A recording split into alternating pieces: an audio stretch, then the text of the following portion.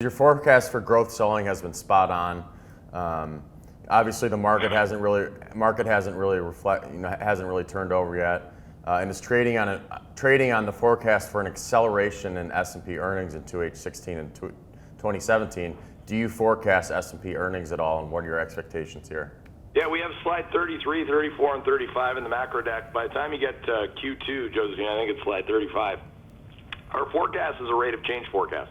So we're going to see the slowest earnings of the cycle for the things that are on the left side of that chart, the things that peaked last year, all-time peak in both sales and, sales growth, earnings growth, and really margins.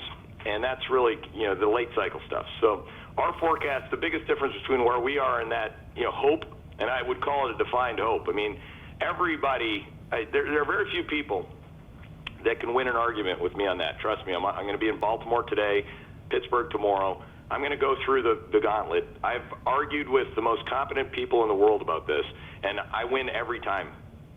Because they can't tell me how magically energy, unless it's over $60 a barrel, is going to replace the slowdown across 7 other sectors of the economy.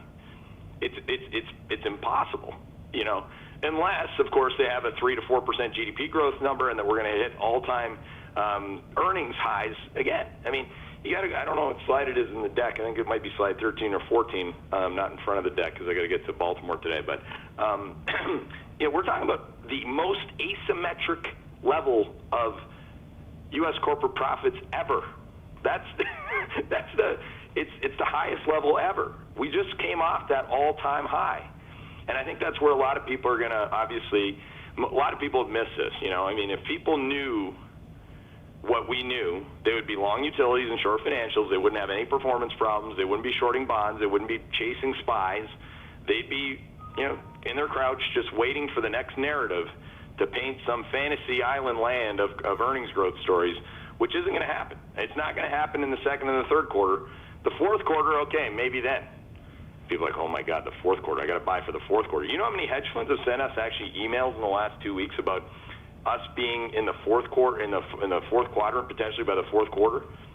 Yeah, but I keep saying, well, we still have to go through the second and the third quarter, and it seems to me that this market can't get through like a half of a day of catalysts, never mind 2 quarters.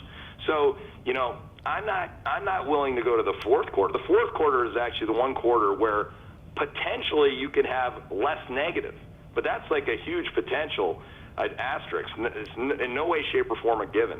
I'd expect the second and third quarter earnings, in particular in the financials, tech, consumer discretionary, and healthcare, to be awful.